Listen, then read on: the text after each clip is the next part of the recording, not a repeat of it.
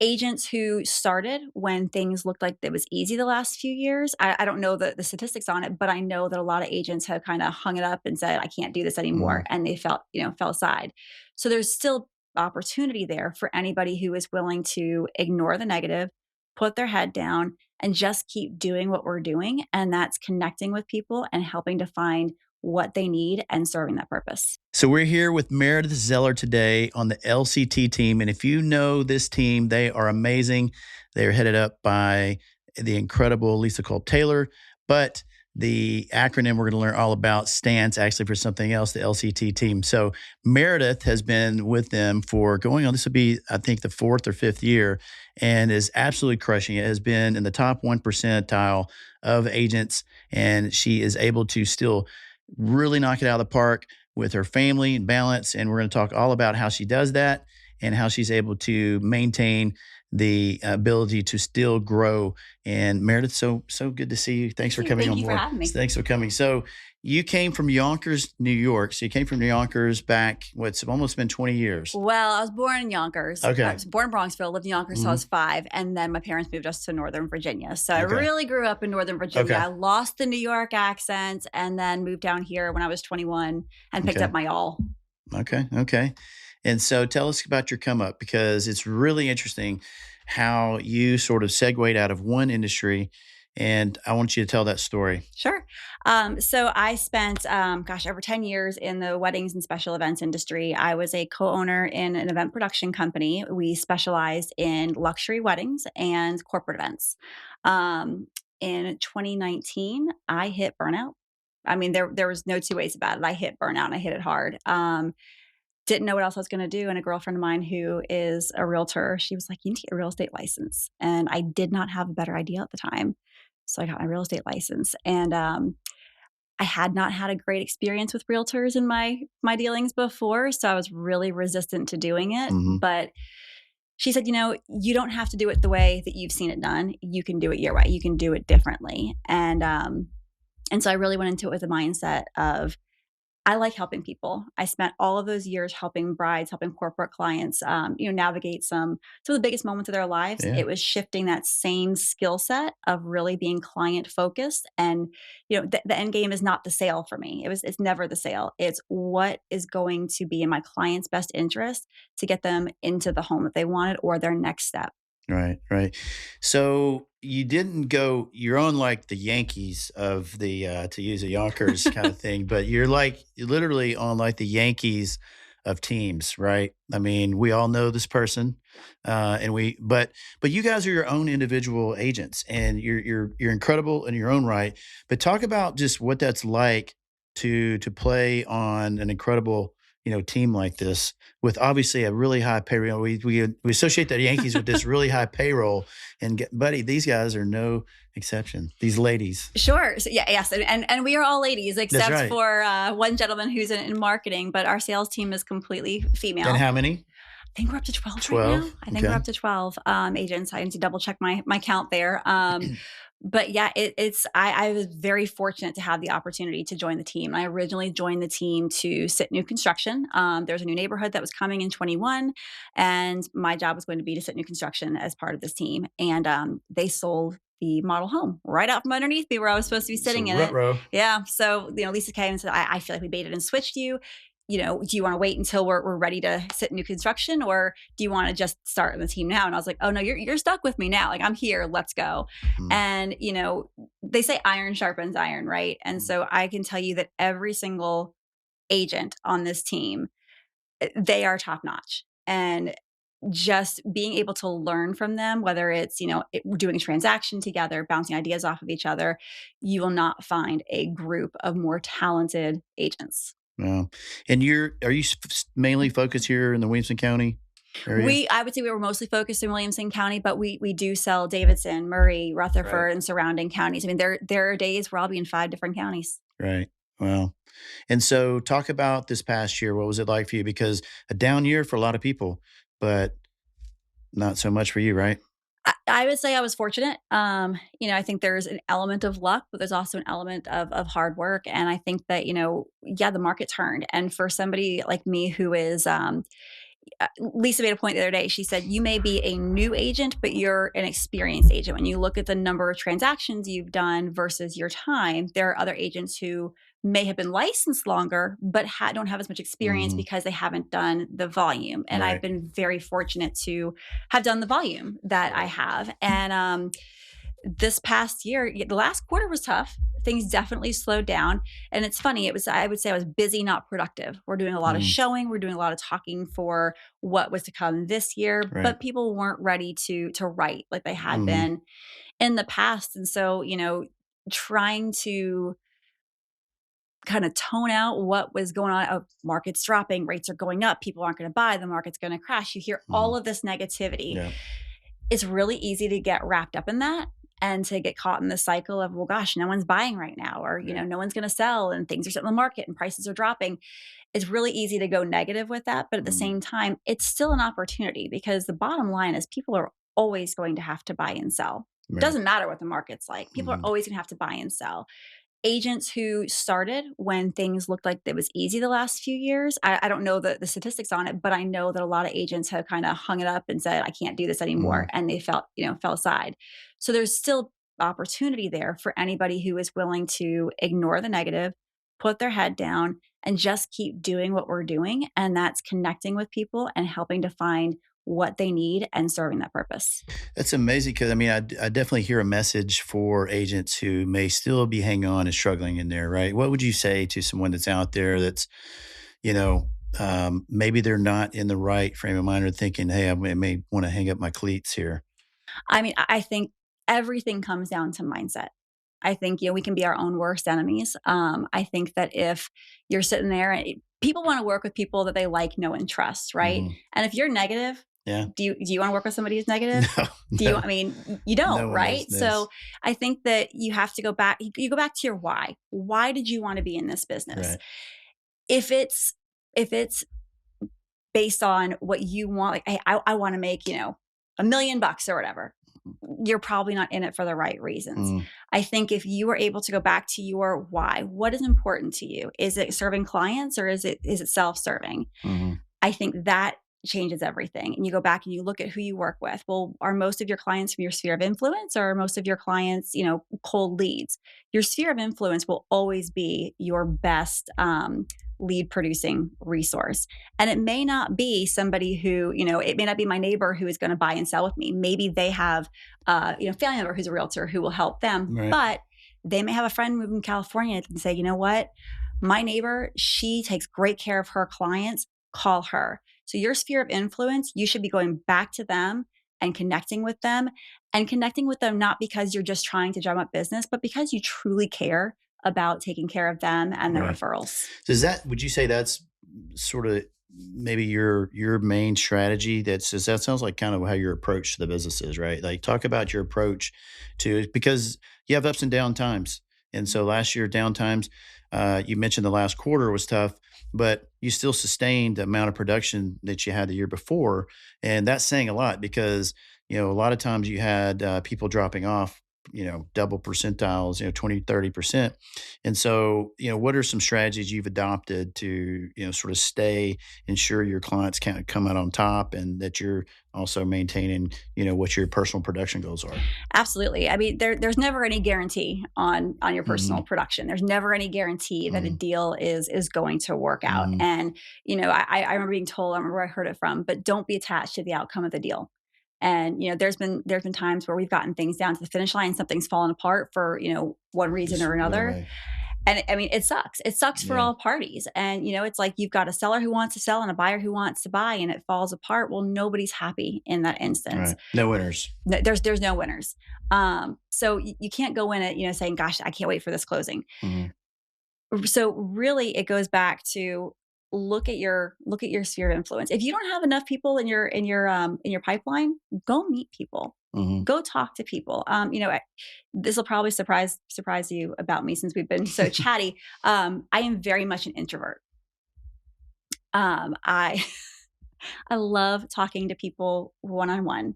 If you put me in a room like to network, that is ooh, I don't like it. I don't like working a room. I don't like parties. I know Yeah. that's kind of lame coming from somebody who used to be a party planner, Mm. but I like to work with people one on one. So it is very much outside my comfort zone to go meet new people. Right. But I try and push myself every day to talk to somebody in line at the grocery store, to meet a new parent at one of my kids' activities. And it's not just, hey, I want to grow my network. I, Mm. I do enjoy meeting people one on one, and I Right. enjoy hearing their stories. And I think that naturally will grow your business if, Mhm. again, your intention is to go out and get to know people. You want to figure out how to help them. Right. So be honest here. I want to ask you a question that I think is on a lot of agents' minds.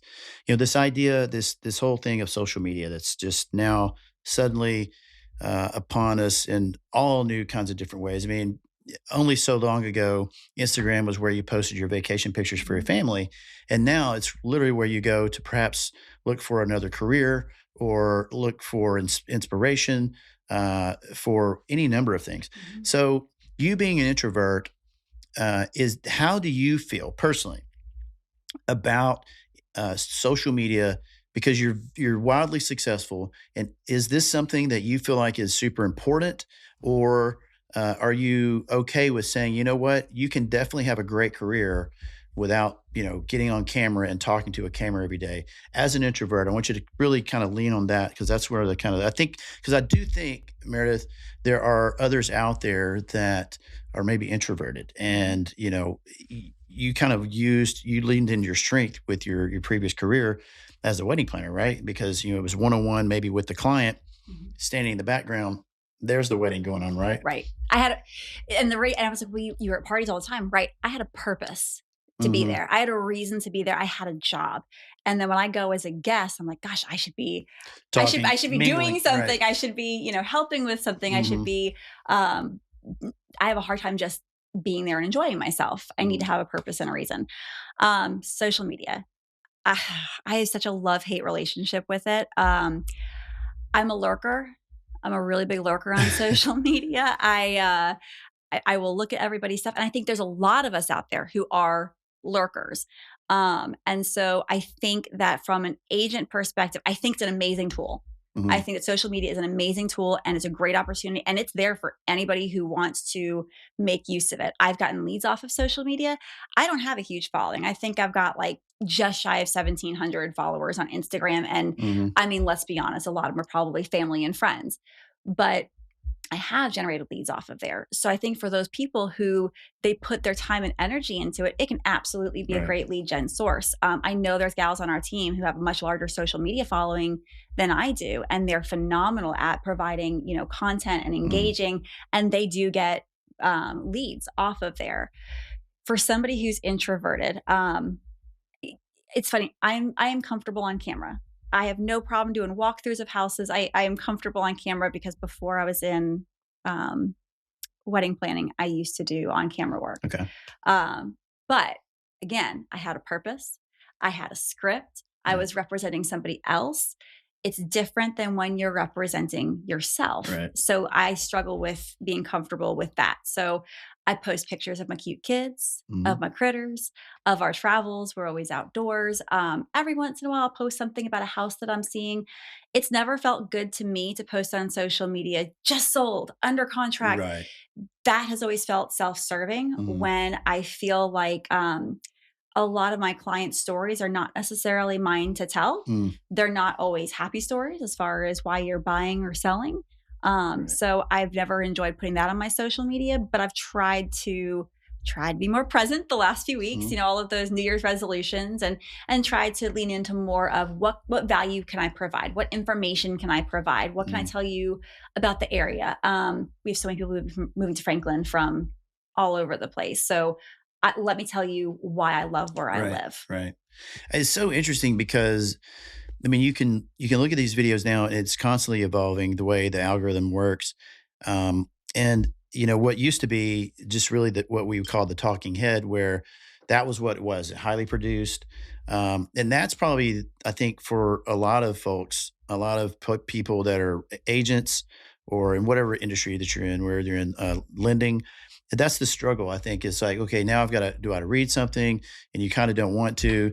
So there's that whole production of that, but turns out now, some of the biggest videos we've had that have gone viral, millions of views, have been text on screen and, a picture of, like you said, your Mhm. dogs or something like that. But it's really the biggest part is that message. So Mhm. if the text on the screen is something that people is the topic, so that's where you can do ask the public, and there's this little wheel that tells you all the questions that people are asking about a particular topic, and just use that. And so all of a sudden it's like a cheat sheet that tells you, what are people searching for online? And then you can make a video. Is I see people now, you have to go back months to hear their voice.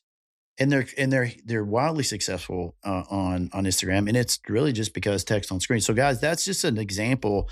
You don't she, Meredith, hugely successful, but really not. That is not her primary, source of leads. Clearly, 1,700. You're going to get some. It really doesn't matter how many followers you have. It's really the engagement and how you're responding, and what are people drawn to your content that you're putting out there. Yeah, and I think, for agents right now, it's like all of a sudden everybody wants to be an agent influencer Hmm. or a coach or whatever else. And I've always had it on my heart that one day I would love to coach other agents, because I enjoy what I do. And I think that when you have somebody who can look at your business from the outside looking in, there are things that you might not be thinking Hmm. of. But I've always felt like I'm like, I don't know that I have enough street cred to start up a coaching side of Hmm. things yet. I'm going my fifth year, but there's other agents who they've been agents for a couple of years. They're doing coaching and now they've quit real estate and they're doing digital products or whatever the next thing is, which is kind of an Hmm. interesting concept. But you know, so to me, social media is being able to connect with other people. Yeah. It's on a superficial level. I saw something the other day that was like kind of hit me square between the eyes. Hmm.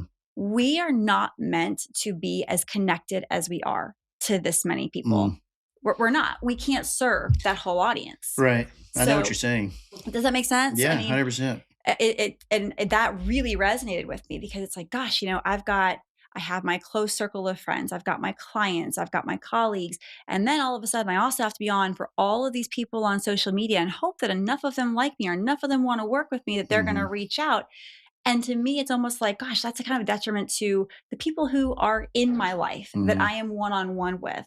We weren't meant to be as connected as we are. Right. Right. No, I totally agree. It's just so amazing, or just interesting how it's just all evolved. I mean, Mhm. you've got all these platforms, and I think honestly, I think Facebook is sort of the pendulum has sort of swung back there, because that's really where it seems like the people that really know you the most. Mhm. Because I do think it sort of swung away for, especially, I mean, let's be honest, if you're under a certain age, you might not even have a Facebook, and they make fun of All us people who, old people. yeah, Yeah. people who do.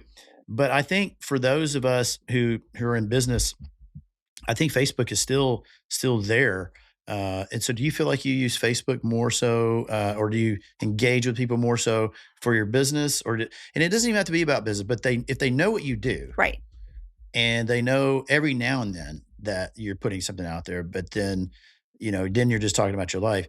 I think that's where you're able to connect more than Correct. Instagram, where someone's in Idaho and really has no plans ever moving to Yeah. Tennessee, because that is a reason, right? 'Cause they may move I think here it's the and you difference can. between followers and friends. Right. So on Instagram, it's all about, well, how many followers do you have, right? Right. Well, I mean, how often do you really get to know your followers? Right. You're putting yourself out there. You have somewhat of a superficial relationship with Mhm. all of those people. Whereas on Facebook, you friend somebody and you have friends. So I would say that on my Facebook, I have met the majority of people on my Facebook. There may be people I've connected with, Mhm.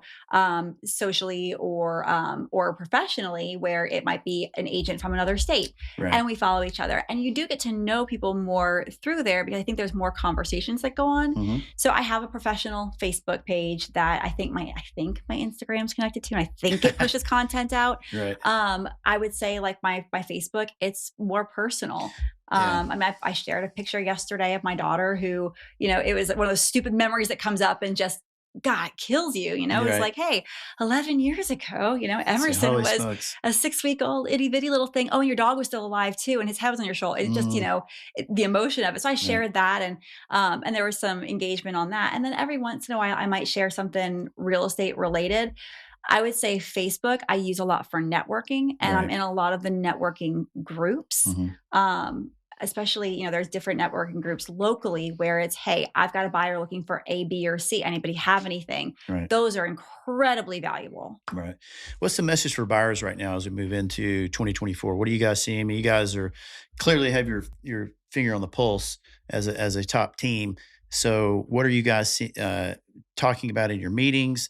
That's the message to your flocks. Sure. There is never a right time to buy.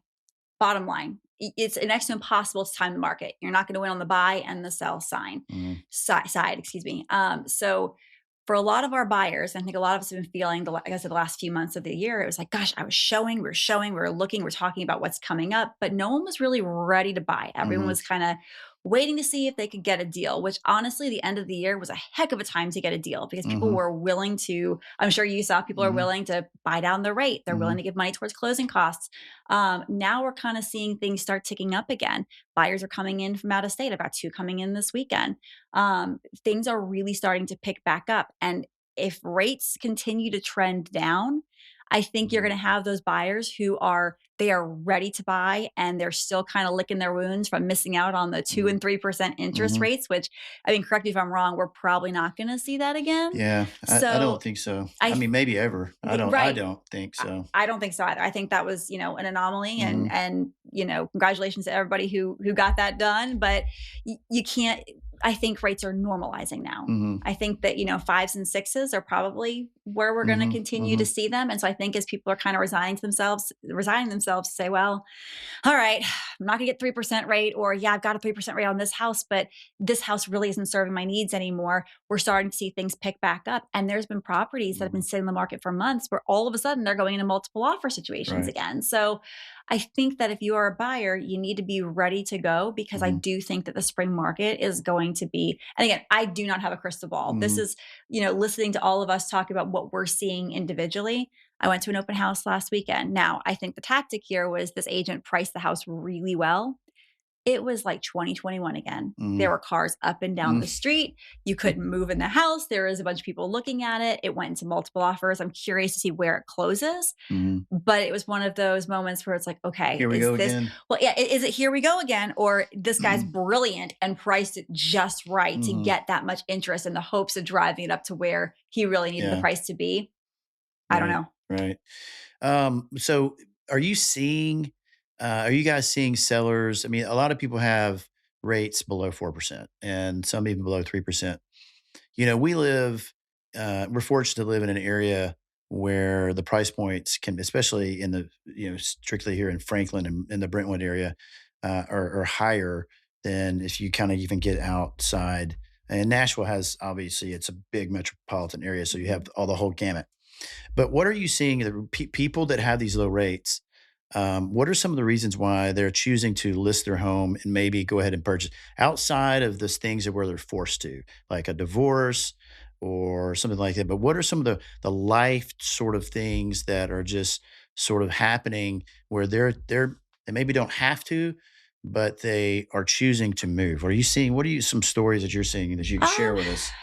I've got one client who they bought really well in 2020. I mean, Mm, things were still crazy, but it was right when things were gearing up. So they paid more for that property than they would have liked to when they bought it. But now they've got enough equity in it from the growth over the last few mhm, years that they're in a situation, and they're an empty nester couple, so they don't need the size of the house that they're in now.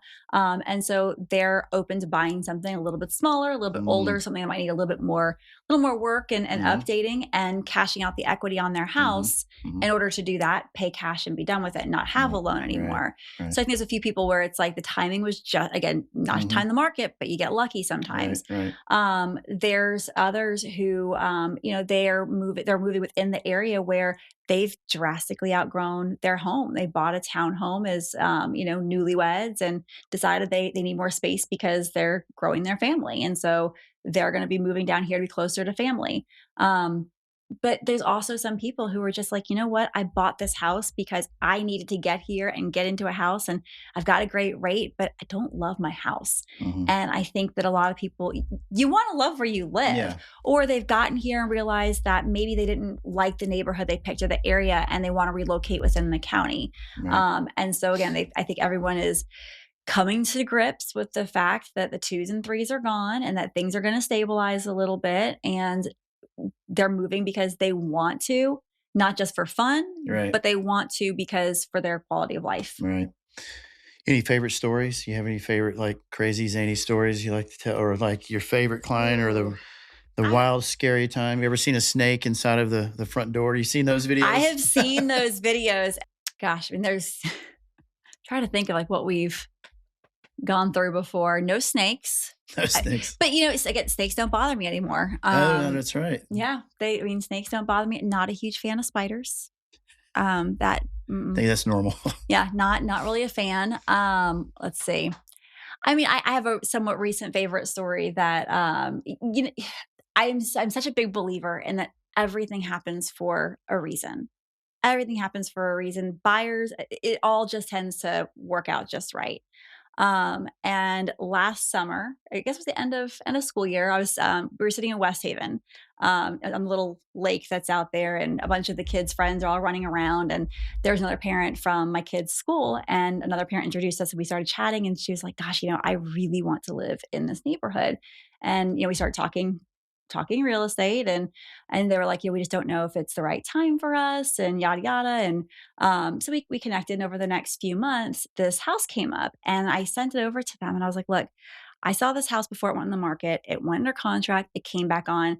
To me, it checks a lot of boxes that you guys are looking for. I know that you weren't wanting to move till next year, but just wanted to make sure it was there if you wanted to explore it. So we go look at the house, and I knew that they loved it. And they were like, we just don't know if we want to go ahead and jump on this yet or not, because, they were also kind of waiting for rates to come down and waiting to see what happened. And, we had the conversation, which I had with a lot of my clients, is, there's no guarantee that rates are going to come down. And if you wait till next year, you may pay more for this house and have the higher rate. Right. You got to buy when the time is right for you. Right. And we looked at a few more houses in the neighborhood. There's another house that came up. I remember sitting on the side porch there, and they were like, we really like this house. And this particular couple, his dad is elderly and comes to visit. So they really wanted a space where he could come and visit, have his own space, have some autonomy if he ever needed to live with them. So both of these houses really worked. One of the houses was, I'm talking dream house, just it was ready to go. All they needed to do was like pack their toothbrushes in a suitcase and move in. It was perfect. The other one needed a lot of work. Price wise, they could have done really well on building some equity in it. And we sat there, and I asked them, I said, look, I know this one's more expensive and it's done. This one's a great opportunity as far as being able to put some sweat equity into it and be sitting on the equity. Financially, this would be a great house for you guys. And we're talking through it. And I said, let me ask you a question. Y'all have two little ones. Realistically, knowing yourselves, are you going to get the work done on this house? And they looked at each other and they go, no. Right. No. And I said, I'm only asking you this because I did my first flip last year. I know what went into it. It was a headache. It was a lot of fun. It's a lot of work and a lot of time and a lot of energy. And if you're living in the house while you're doing that, and you've got two little ones, and you both work full time, I'm Good like, advice, it sounds like. I am not, telling you one way or the other, but, do you think this is the right one? Right. And they were like, let's give the other one a go. And when I tell you everything lined up perfectly on this other house, they still got a great deal on the house because it had been just the circumstances. Right. They were supposed to be in this house. They It's were just asking the supposed right to live in that questions sometimes, community. right? Yeah. It is. It is. It really is understanding what a client's motivation is. Because again, buying and selling is very emotional. Hmm. Selling, especially, I feel like is very emotional because Hmm. you've lived in a home, you've done a lot of life there, you have a lot of, memories and things attached to it. And so I think if you can really work with your clients to understand why they are buying, what Hmm. is their need, why are they buying this house? Well, for this couple, it was they wanted a place. This place had like a detached area where, when dad comes down to visit, Hmm. he's got his space, he's got his independence, but they can get to him if they need to. Right. It really checked all of their boxes. And so it went back to, again, hey guys, can you see yourselves living here? All the things you Right. told me, this house checks those boxes. And I think if you can really make sure that you've got what their motivation and their why is, Right. you can always refer back to that. And that's going to get everybody, feeling good about what they're doing. Yeah. I mean, it seems like you get to know these people. I mean, you get to know them pretty well. You kind of know their personalities, their needs, their wants, what they want to do. And so sometimes it sounds like you almost have to ask the questions. You kind of maybe know what the answer is, but you're almost like a good attorney, but a really good realtor, I think, is to ask those great questions, would get them to sort of ponder it so that they can decide for Mhm. themselves. Right. And that's what happened here. Maybe they were teetering a little bit more towards, hey, we'll do this flip, Mhm. or not the flip, but maybe Yeah, we'll but do the right, renovations. you're buying a And fixer upper. yeah, Yeah, and and rather it's not a so it's a fine much. it's a fine balance because I think that people see realtors as salespeople. They say you're in sales. Well, no, we're in marketing. We're really more in marketing than Hmm. sales necessarily. And I don't want to sell someone a home that they don't need or want. Right. That's not my job. My job is to make sure that they really think through everything as they're making the purchase and not to walk away from something. And I've had clients say, "Gosh, I really wish I'd bought that house." And I was like, I should have pushed a little harder." And they were like, "No, you weren't." So it's a balance of pushing just enough to say, is this the right fit for you? And are you walking away from it and you're going to regret it? Hmm. Or, are you, am I pushing someone to buy this house because of my motivation? Right. Which I like to sleep at night. I could never do that. Right. Right. So, what are you excited about going into 2024? What do you want to leave us with Mm. here? We're almost to February, Yeah, that was fast. right? Yeah, So, um, very fast. and we just got through with one of the biggest snows we've had in a while, It was which kind awesome. of, yeah, it was amazing. Um, but not many houses shown that week, I'm guessing. Well, I You were actually busy? I had a lot of people who wanted to see. I was able to push a few of my showings, but I did get out and Fired show. up the four-wheel And drive? yeah, I drive a boat with 4-wheel drive on it. So I my concern is everybody else out there on the road. Right. But That's great. So you were busy. I was busy, which, again, is great, but everything got pushed from last week to this week. Mhm. So it's been, playing catch up, and things are starting to pick up. I think that spring market is going to be very, very busy. I think, and I'm curious. This is my second election year technically, Mhm. in my career. 2020 was a little funny because I wasn't all the way in at that point. Mhm. I'm curious to see what the election year is Mhm. going to do for rates, Mhm. if we're going to see them come down more just prior to the election. And if that happens, are we going to see, a huge buyer frenzy? My question too is, are we going to have the inventory to keep Right. up with it? Because I Right. do think that there are still so many people who are sitting on those interest rates where Mhm. they don't have to move. Right. So are we going to get into that again where it's like, doing a drug deal to get a house done, where it's Mhm. like, hey, this one's off market. Do you know about this Right. one? Like it was in 2021 and Mhm. Mhm. 2022. So I'm excited for new. There's never a dull moment in this business. I've Mhm. learned something new every day on every transaction. So I'm excited to see what this year brings. Meredith, people want to work with you out there. How do they track you down? Absolutely. You're well. I'm on Instagram. There you go. I think I'm on there is at Meredith Zeller Realtor. My number 615-545-9706, or feel free to email me at meredith@lctteam.com. And all that info is down in the comments below. So see you next time, guys.